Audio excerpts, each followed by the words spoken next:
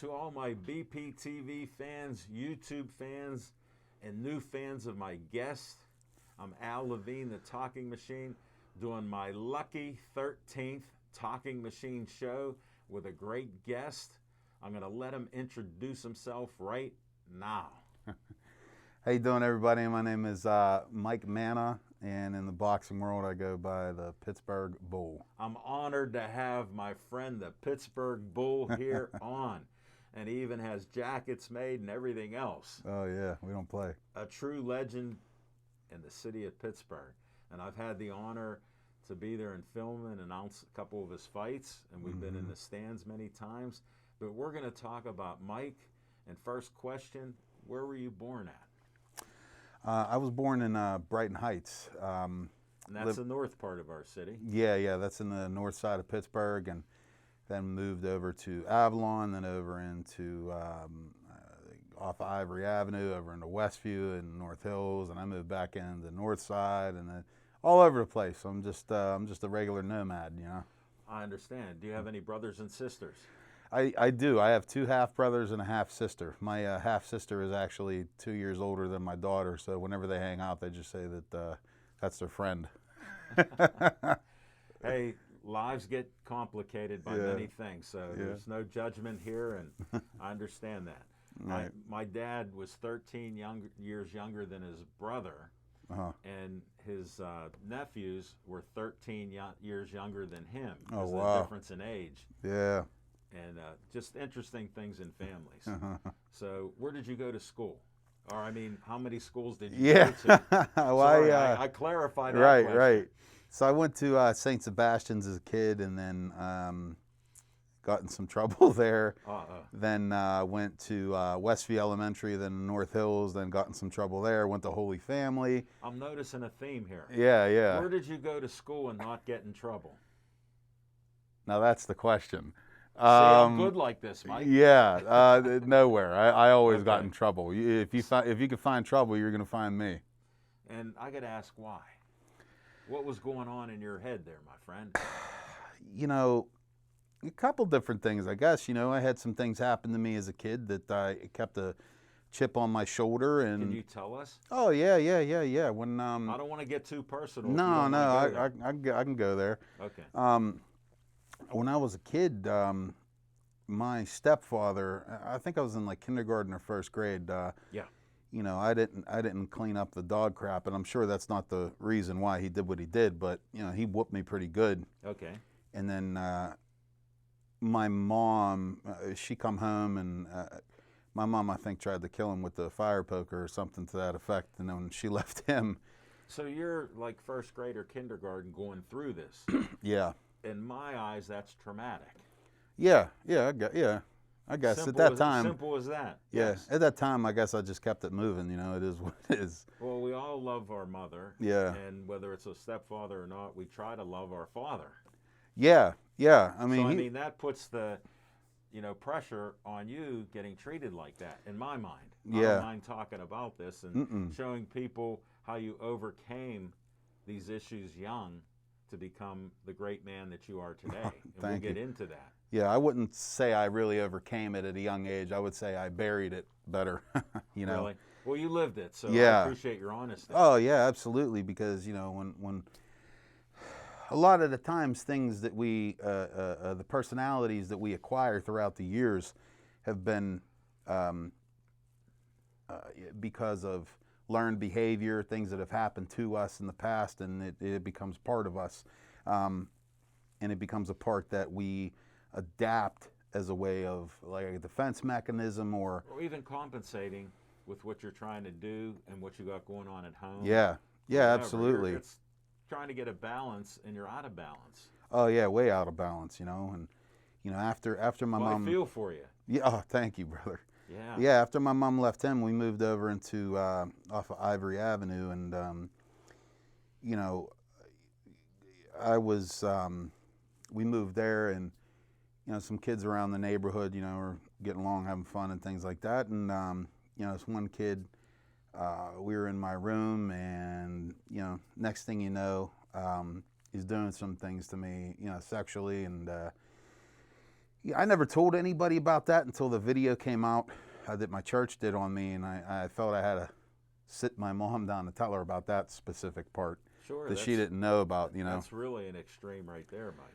Yeah, because I didn't want that to hit her when she was in church watching it for the first time. I'm like, hey, Mom, This happened. spoiler alert, you know what I mean? Right, you talk about a shock. Yeah, yeah. No, and that's difficult. I give you all the credit in the world telling everybody about these things.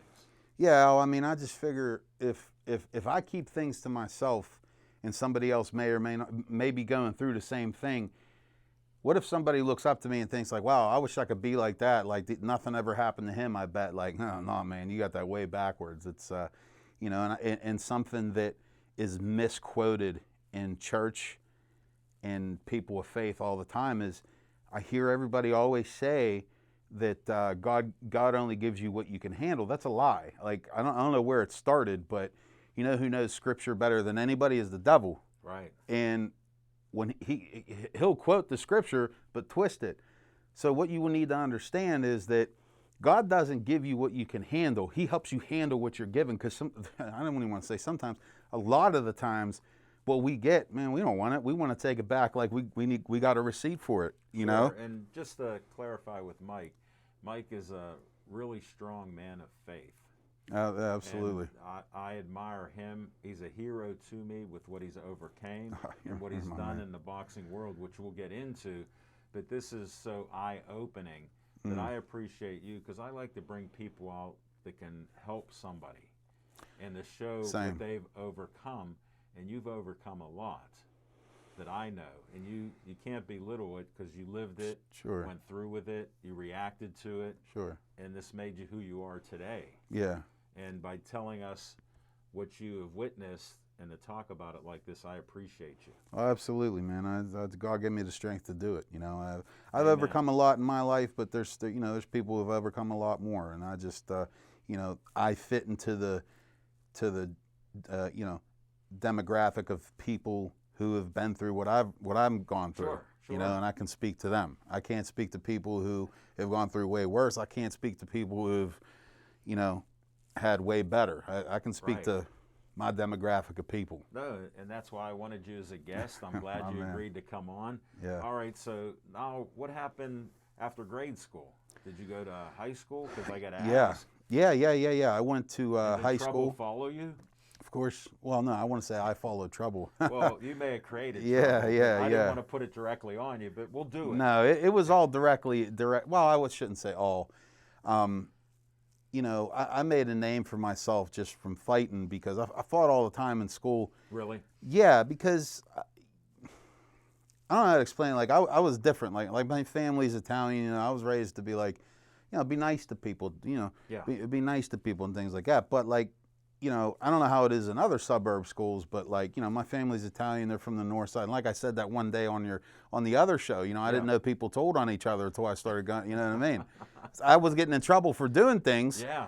And then I'm like, well, I'm not telling on me. I know this guy ain't telling me. How do they know? Well, wait a minute. Maybe this guy's dropping dimes, you know? So, but really in the end game, now that I'm saying that again, really the person to blame was me. Sure. You know, so like, that's why I say I sought out the trouble. Right. You know, and you know, I would take offense to a lot of times.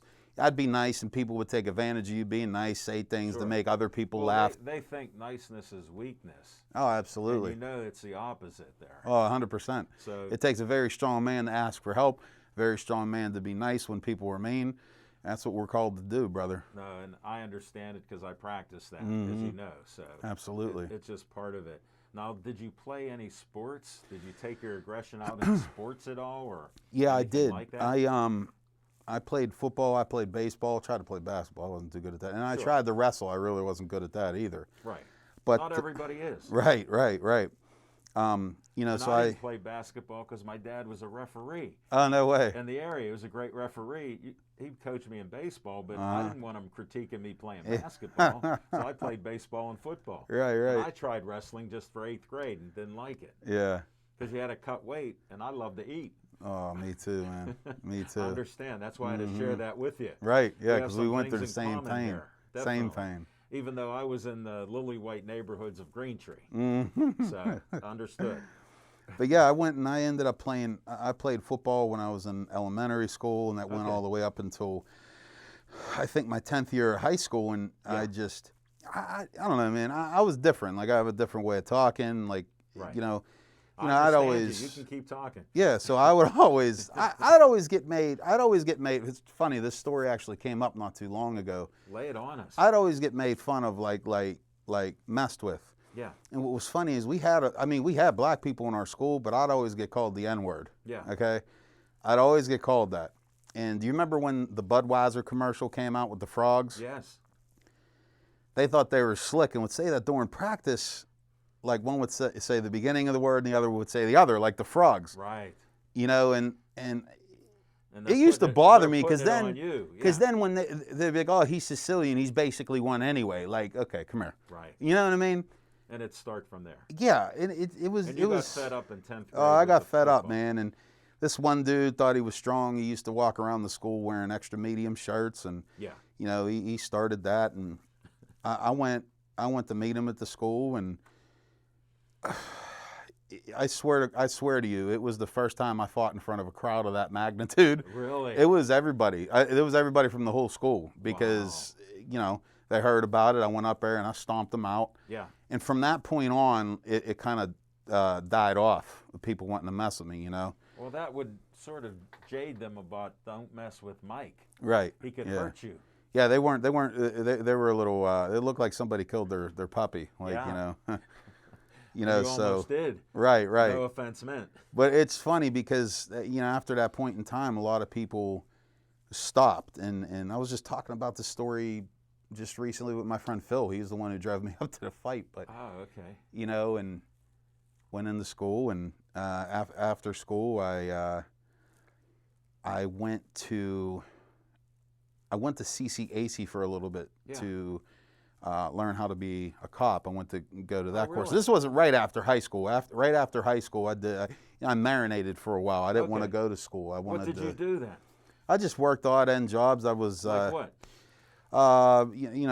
landscaping, Sure. cooking. I worked at Wendy's, which was very fattening for me because I used to eat all the bacon out of the bacon jar, you know. But So you did any type of odd job just to Yeah. make some money to survive?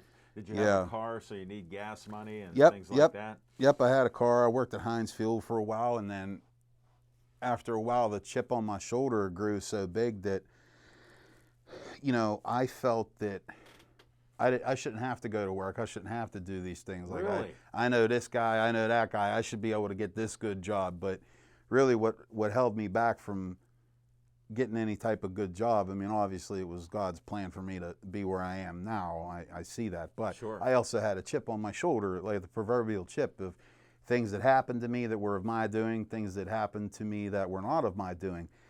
And, you know, I started, I had a couple underground casinos. Oh, you're kidding. Yeah, no. Well, you know, it was like the Wild Wild West when I first started working at the press in the 70s. They had Yeah. traveling card games. Yeah. They had bookmakers in my union. I had Mhm. a dozen bookmakers out of 200 guys. Right. So gambling was running wild in Yeah. Pittsburgh. Right. And after hours clubs and all kind of things like Uh-huh. that. Not to lead into you, but I assume you're going that way.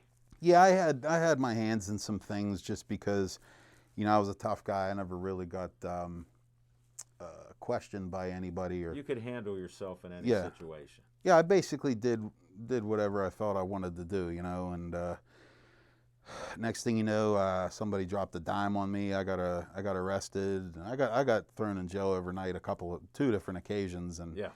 my next violent offense would have been see you later, you know. Serious time. Yeah. So then I ended up having my daughter Gabriella, and that's where I was kind of like, man, I gotta start doing some different things. Sure. There was a light bulb lit Yeah, up. there was a light bulb, and her name was Gabriella. Nice. But How old's your daughter now? she's 14. Man, she's going to homecoming on Saturday. Oh my goodness, you're feeling old, buddy. I don't know about old, but I'm feeling like I need to go there and stretch some necks. Some, you know what I mean? Stay out of trouble. Just tell them Yeah, that you need yeah. to talk to them. I'm still trying to figure out how to handle that. I'm giving you the fatherly advice. Just say I need to talk to you by yourself. Yeah. That's Well, all. she's going with a bunch of her girlfriends. They're all taking a limo bus or a bus, something to that effect. Well, this is part of being a parent. Yeah. I'm learning that. You know, will, it's and you go with the flow. yeah. But in your case, you got to take a step back before you go. Tell me about That's it. my fatherly advice. Right. I've seen you in action.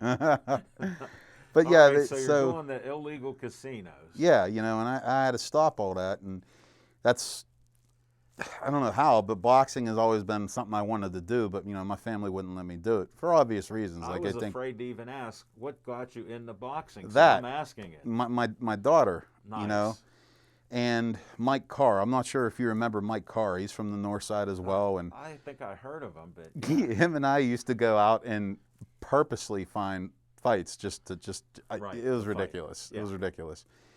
And one night I got hit by a cue ball and two pull sticks, and I kept going. And he's like, "Man, I didn't think you'd be able to box because I didn't know if you'd be able to take a shot." But he's like, "Why don't you come up to Steel City?" So I started messing around, and I never took it serious. But my daughter is what made me want to take it serious, to start putting my time into sure. things other than stupidity, you Right. know. And at that time, her mom and I, You were Sure. growing up.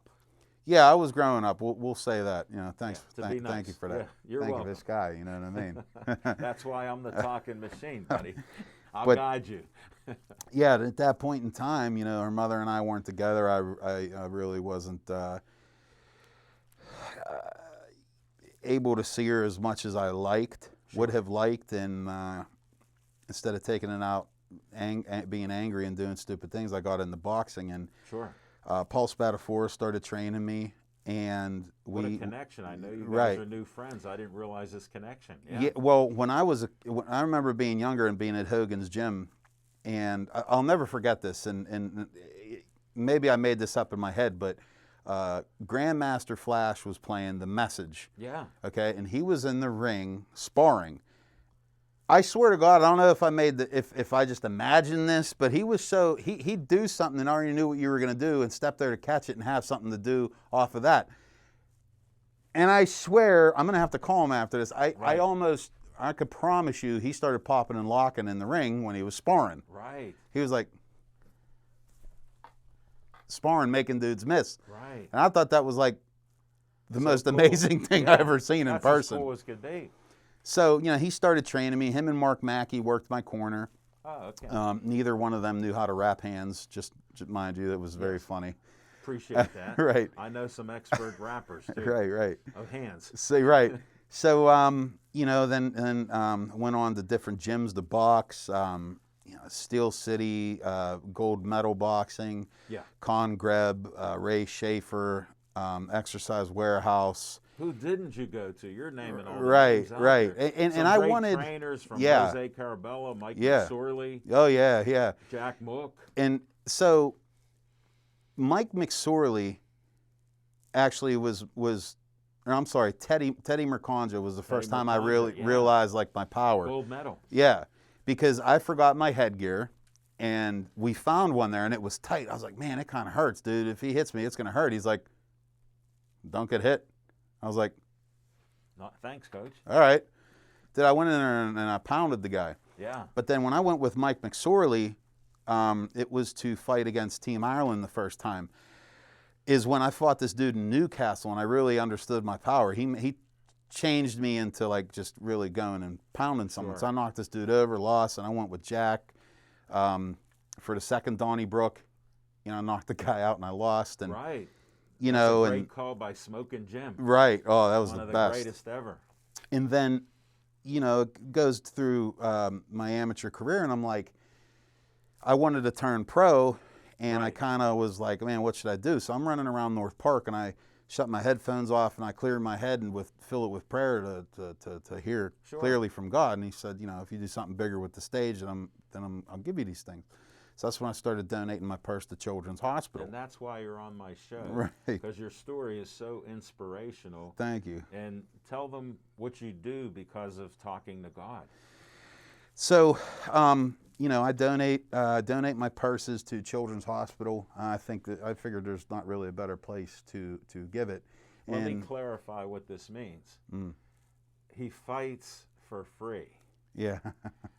It's as simple as that. Yeah. Because he has a big heart to help kids at Children's Hospital. I wanted to clarify that. Thank you. Because it can get lost in this, what he's doing. Right. Say you worked at a job. Yeah, for free. For free. Right. This is what he's doing. Right. So I started donating my purses, and in 2019, I retired for a little bit. Yes. You know, and I retired for wrong reasons. My life. Well, tell us about that, because you had a couple losses. Yeah. Well, I had a couple losses, and that means everything to me when you're a strong competitor. Right. And I'm an outsider looking in, and you didn't look as healthy fighting that I had seen before. Sure, and I'll sure. just share that. If you want to go further, you can do that, or if not, we can just move forward. Sure. I'll divulge different things like that after I'm done fighting, because it's going to really attest to how God was with me this whole time. But I will tell you this, and you know this, that Yeah. I wasn't mentally there. It wasn't. It wasn't. And that's what I wanted happening. you to tell the folks. Yeah. What so happened? So your state of mind. Yeah. You weren't 100%, Mm-hmm. and you felt, because you're a guy that's all in or all Yeah. out, and that's how I take you in life. Yeah. That Yeah. you're doing that. So hopefully I read you perfectly. Yeah. So I was all in, but I just wasn't there mentally. I was surrounded by, you know, I had a big breakthrough with God. I found God and really made Him center in my life, and I was overtaken by some just evil things that were going on around me. I tried to save a person that was brought back into my life. I tried to save this person, went to 2 different church groups, and this person ended up getting baptized, and then another person who just wanted to destroy this person's life came in, and it went downhill, and I went downhill trying to save this person, Sure. and I that's why I retired, because I was made to retire for the wrong reasons of jealousy, of like control and things like that, and then Sure. Hey, life comes at you hard. yeah, and then you there don't were know what's going through people's minds. no, and there were just some really bad things going on around me, and I just was astounded at what was going on. Right. And I asked God, I said, God, please help me out. And when you call to God, I mean, He's going to move. Yeah. Not in the way that we think, because those situations that person and some of them people were When it's removed. the right time, Yeah. He shows you. You Yeah, don't so- know if it's the right time. No, He does. You know, so they were removed, and fast forward a You're year. back. Yeah. You're back. Tell them about that and what's going on. So when you remove the blockings, when you remove what's blocking God's blessings, you're going to see the changes. You know, as soon as these things were removed from my life, I couldn't keep up with the blessings that were happening. And I got reached out to about fighting again, and I said, yeah, absolutely, that'd be beautiful. And I fought twice in 2021, won both fights, and I've still been like trying to touch people's lives, and some people have been reaching out to me about their faith. And one big just testimony of how God works is, you know, these evil things that were going on in my life before, 2 people in particular just recently became a part of my life again, and I help them out. I don't help them out. I can't do anything with this. Well, it's through God. God. Yeah. God uses me to help them out. And these 2 people that I help and Right. speak And you're encouraging friends with things them to. at this time, Right. which That- makes a huge difference with Right. what you were alluding to. And he's not putting names out there. No, I'm not putting And names out there. So Right. this is all on you and your vision and Yeah. your belief in God. So we're moving forward here. Yep. No, that's so great. I told them. Happy for all of you. Right. And I never talked bad about anybody. I always tried to speak encouraging things. As a matter of fact, I said to this one person that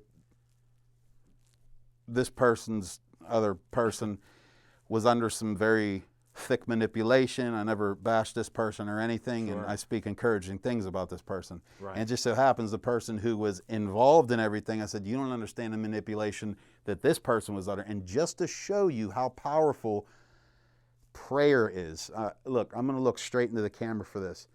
Just to explain how powerful prayer is, this one person was praying for these other two people the whole time during these groups until this other person came in and tried to destroy this person. So the whole time God was working, and the power of those prayers worked because God used me to save these other two people and lift them up to get the evil out of their life. And I felt compelled to go to these two people's house and explain to them just how, because they aren't talking to this one person. I said, listen, you don't understand. This person actually prayed for you before they started going downhill. So Sure. just so you know, the power of prayer is real, So and it is you're real actually strong. helping everybody involved in this. Yeah, and I try to do the best thing with the stage that I'm given because I'm on a I never realized it before, but I mean, a lot of people, I guess I don't know how I try to say this in the most Just say humbling it. way. Like Yeah. a lot of people look up to me, you know what I'm saying? Yes. And it's hard for me to take in, but they do, and I have to lead by example. Sure. I have a lot of kids that go to Jack's that look up to me. Sure. My kids, they look up to everybody else, but no, they listen to everybody. No, they're good. It's just Right. you know how it is. You're trying to talk to your kids, they'll listen to someone else before they listen to you. But like Yeah. my kids, I love them, and I like to brain them sometimes. But you know, what are you gonna do? I mean, it's No, we got this out. We only Yeah. got a couple minutes. Yeah. I wanted you to tell them what job you actually do, and you're Oh. pretty successful at it. Yeah, so yeah, the yeah, last yeah. 2 minutes, we can do another. Sure. He's like a diamond. He has many facets here. So we're going to go to what he does Yeah. in his day job. So what I do for a living, like I said, it's inconsequential. It doesn't matter because preaching His word is what I care about most. But what I do for a living is I'm an insurance broker. You know, I help small business owners offer group health, ancillary investments. You know, 401ks, IRAs, and property and casualty. You know, and I started kind of marketing myself for that just a little bit here because I market myself for boxing, but that's what I do. Promote yourself here. How do they get a hold of you? You can get a hold of me on Facebook or Instagram. You can email me at mikepaz00 at yahoo.com. That's MIKE, P as in Paul, AZZ00 at yahoo.com. And I'm working on an LLC right now is Very what good. I'm going to use. So No, I'm here to promote you, the good things you're doing. And business-wise, if we can help out like that, Oh, absolutely. you know, I appreciate it. Hey, we got to do a shout-out to Missy Lane, Yep. child librarian, been friends of mine for years, does a cooking show. She did it before mine. Me and Mike, I ate about 4 of these. Yeah, I ate a couple of them too. They were Peanut good. butter and jam on celery. The celery is so crisp. Missy Lane, thank you. Love you. Thank They you. were delicious. We're going to finish it up on the way home here. Yep. Thank you so much. And Mike, I want to thank you for Thank being you. a great guest. And good luck in all you do. Thank you. When is your next fight? Next fight's November 27th at the Moundsville Penitentiary in West Virginia. And before And we may be there filming that Right. because we're friends with Frio, and Right. you know, we'll Yep. be out. We'll be out there. So stay tuned for more of Mike Manna.